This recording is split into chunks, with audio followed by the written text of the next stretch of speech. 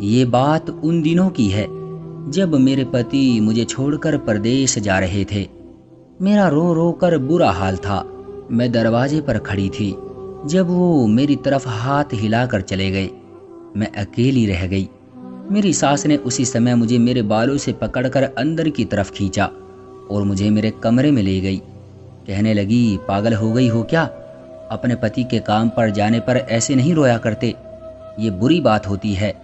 चुप करके बैठो, वरना पता नहीं मेरे बेटे की यात्रा कैसी गुजरेगी। सास ने मुझे डांट दिया। मैं अपने कमरे में चली गई। शाम को उठी तो दिल बोझल सा था। माँ जी मुझे कड़ी नज़रों से देख रही थी। सर से पांव तक मुझे यूं घूर रही थी जैसे कुछ ढूंढ रही हो। फिर मुझे अपने पास बुलाकर बोली, ये लाल दुपट्टा क्यों ओढ़ रखा है? ये तो दुल्हनें ओढ़ती हैं। तेरा पति परदेश चला गया है। ये दुपट्टा उतार और जाकर सफ़ेद दुपट्टा ओढ़ ले। अच्छा नहीं लगता? तेरा पति परदेश में है तो तू किसके लिए तैयार होगी? सास की बात सुनकर मेरा दिल परेशान हो गया। भला मेरा पति परदेश ही तो गया था। मैं विधवा तो नहीं हुई थी। मगर सास की जिद की वजह से मुझे उनकी बात माननी पड़ी। मैं अपने कमरे में गई और अलमारी से सफ़ेद रंग का दुपट्टा निकाल कर ओढ़ लिया। मुझे ये रंग बिल्कुल भी पसंद नहीं था। बस अपने पति की जिद पर मैं कभी कभी सफ़ेद रंग पहन लेती थी, मगर आज मुझे ये हमेशा के लिए पहनना पड़ रहा था। दुपट्टा ओढ़कर मेरा दिल इस कदर उदास हुआ कि मैं अपने कमरे में ही लेट गई। तभी मेरी सास मुझे आवाज़ देने लगी। मैं तो भूल ही गई थी कि घर का सारा काम भी मेरे सर पर ही था। अगले दिन की रात तक मैं बहुत थक चुकी थी। मैंने दिल में सोच लिया कि अब यहाँ नहीं रहूँगी। भला जब पति ही घर पर नहीं तो मेरे ससुराल में रहने की क्या ज़रूरत है? मैं रात भर सोचती रही। सुबह उठी तो सर पकड़ लिया। माँ जी पूछने लगी, क्या हुआ है? मैंने कहा कि मेरे सर में बहुत तेज़ दर्द है, बुखार भी है, दिल बोझल हो रहा है। मैं अपने मायके जाना चाहती हूँ। दरअसल ये एक बहाना था जिसकी वजह से मुझे अपनी सास से छुटकारा मिल जाना था, मगर इन्हें तो जैसे किसी की परवाह ही न थी। अरे मामूली सा बुखार है, शाम तक उतर जाएगा। ना उतरा तो फिर तुझे डॉक्टर के पास ले जाऊंगी। सास ने मुझे तसल्ली दी। मगर माँ जी, मुझे अपने मायके जाना है। मैं मम्मी पापा से मिलना चाहती हूँ। दिल का बोझ भी हल्का हो जाएगा। क्यों भाई, तेरे दिल पर कौन सा बोझ है? हम भी तो अपने पति से 2-2 साल दूर रहते थे। सास जैसे मुझसे अपने गम का बदला ले रही थी। मैं परेशान खड़ी थी कि उन्होंने मेरा कांधा थपथपाया और मुझे चारपाई पर बैठने को कहा। मैं बैठी तो सास ने मुझसे कहा कि मैं यहाँ से एक कदम भी ना हिलूं। मैं वहीं बैठ गई। सास अंदर से एक काले रंग की बोतल लेकर आई और फिर मुझे चारपाई पर लेटने को कहा। अब न जाने कौन सा हकीमगिरी का इलाज शुरू होने वाला है, मैंने दिल में सोचा। सास ने काले रंग की बोतल से थोड़ा सा तेल निकाला और मेरे सर पर लगाने लगी। तेल अजीब सा था। मेरे सर में बहुत जलन हो रही थी। सर के बालों में जैसे किसी ने तेजाब डाल दिया हो। माँ जी ने मेरा सर दबाना शुरू कर दिया, साथ ही सर की मालिश भी शुरू कर दी। अब तुझे आराम हो जाएगा। ये ऐसा तेल है जिसे 7-8 दिन लगाने से ही तबीयत बेहतर हो जाती है। मेरे घर में पहले यही इस्तेमाल होता था, बल्कि हमारी सास भी हमें यही लगाया करती थी। अब मैं बेबस होकर बैठ गई। बहाना तो कर लिया था, मगर मैं बुरी तरह फंस गई थी। इस कड़वे तेल की मालिश करवाना मुझे बहुत बुरा लग रहा था। खैर, आधे घंटे के बाद सास ने मालिश करके मेरा सर छोड़ा। तभी दरवाजे पर किसी की दस्तक हुई। मैंने दरवाज़ा खोला तो सामने एक औरत खड़ी थी। ये मेरी सास से रोज़ाना मिलने आती थी। उसे देखते ही माँ जी खुश हो गई और बोली, आजा, मैं तेरा ही इंतज़ार कर रही थी। देखो, मेरी बहू के सर में बहुत तेज़ दर्द हो रहा था। मैंने इसे मालिश की तो ये ठीक हो गई। खैर, मैं अंदर कमरे में चली गई। थोड़ी देर के बाद उन औरतों के लिए चाय बनाकर लाई। मेरा दिल भारी हो रहा था। चाय पीने से भी जैसे उल्टी आ रही थी। मैं अपने कमरे में जाकर लेट गई और जल्द ही मुझे नींद आ गई। रात के 7-8 बजे मेरी आंख खुली। देखा तो मेरी सास ने खाना बनाकर तैयार कर लिया था। मुझे प्यार से जगाया और कहने लगी, आजा, आकर खाना खा ले। मैंने खाना खाया, मगर मेरे मुंह का जायका तक बदल चुका था। इस तेल ने तो मेरी तबीयत और भी खराब कर दी। खैर, मैंने खाना तो खा लिया, लेकिन हैरत मुझे तब हुई जब मेरी सास ने मुझे कहा, तू जाकर अपने कमरे में सो जा। हालांकि ऐसा नहीं होता था। वो मुझे इस वक्त अपने पांव दबाने को कहती थी, मगर आज मेरी सास का व्यवहार मेरी समझ में नहीं आ रहा था।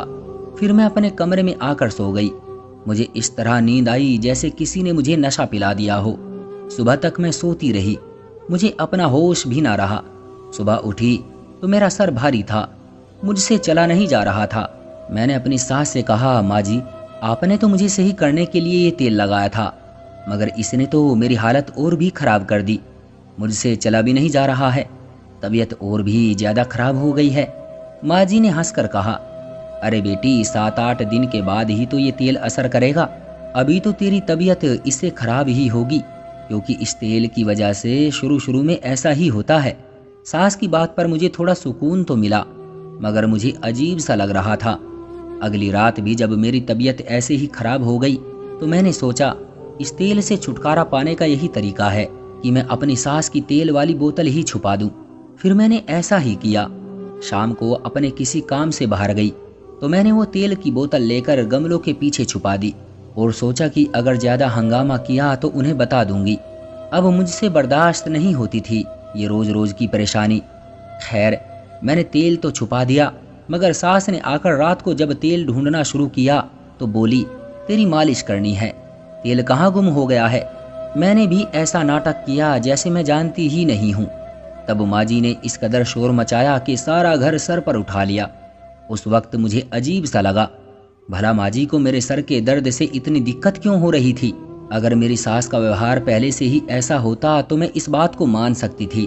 खैर, मैं जो इरादा किए बैठी थी कि गमलों के पीछे से तेल की बोतल निकाल दूंगी, अब मैंने अपना इरादा बदल लिया, क्योंकि मुझे सारी रात नींद आई रहती थी और सुबह को भी बोझल हुई रहती थी।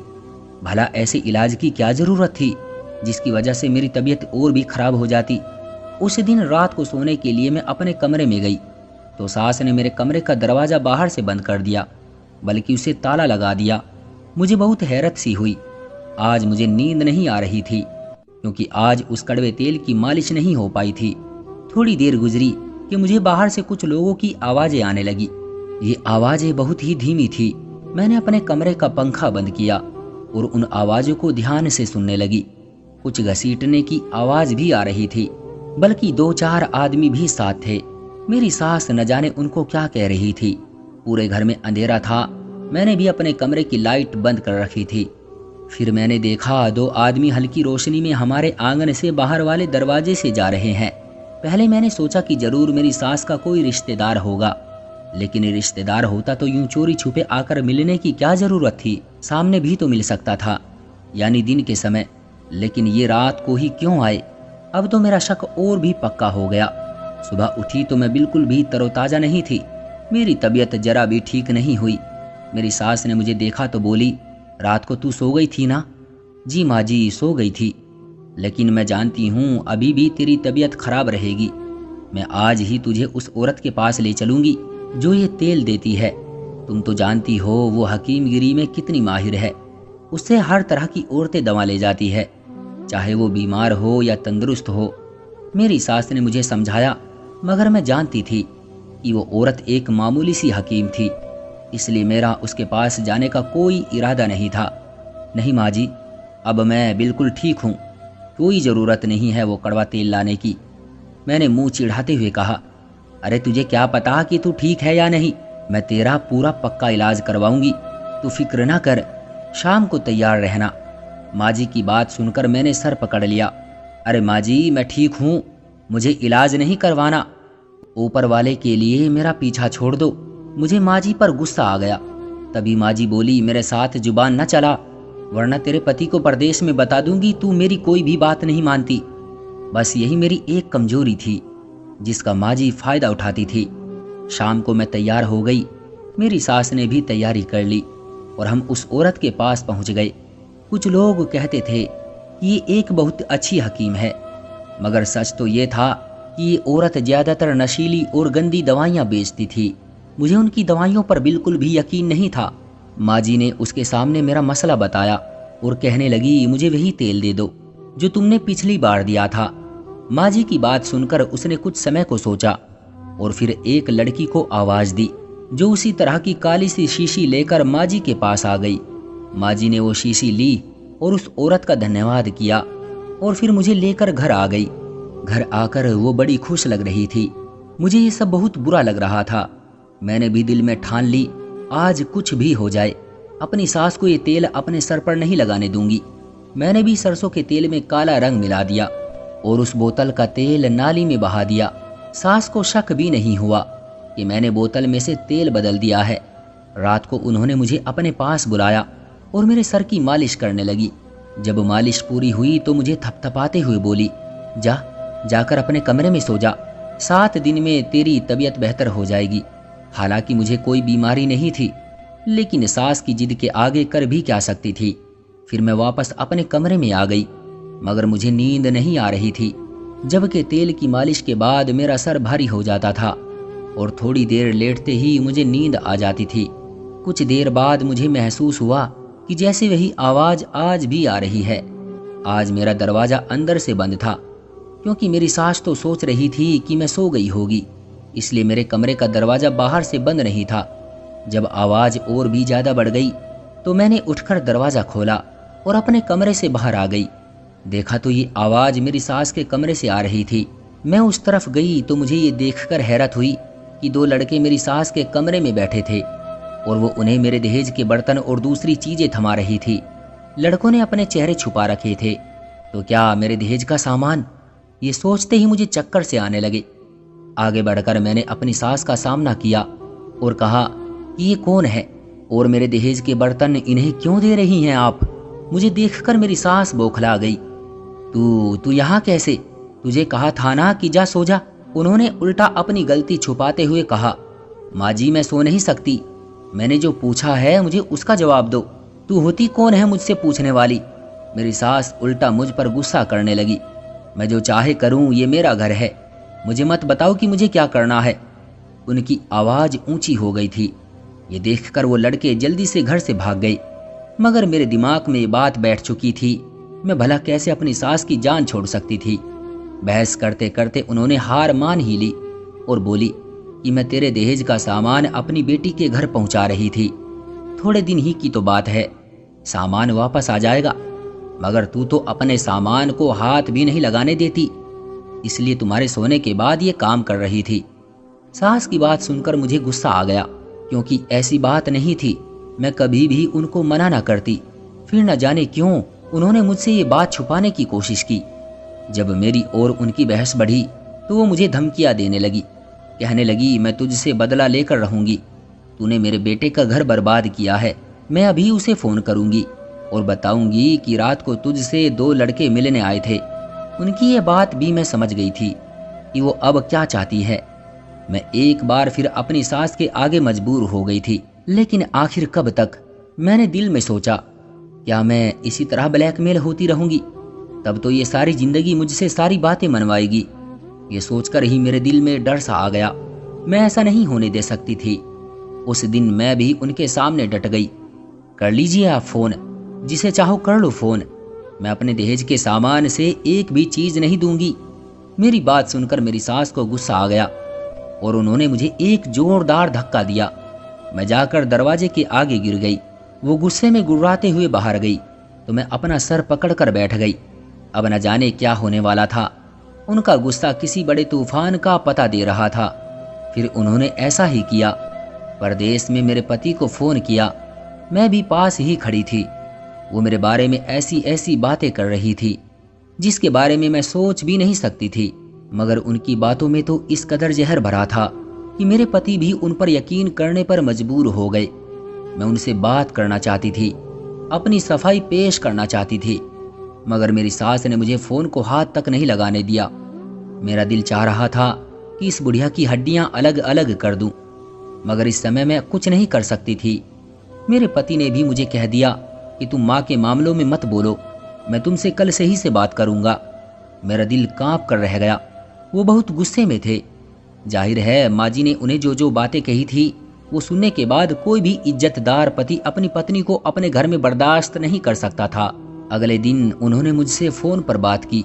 मैं समझी कि शायद वो मुझसे हमदर्दी करेंगे, मगर उन्होंने रात भर सोचने के बाद यही फैसला सुनाया कि उनके परदेश जाते ही मैं सही रास्ते से भटक गई थी और उनके पीछे उन्हें धोखा दिया। इस बात ने मुझे आंसुओं से तर कर दिया।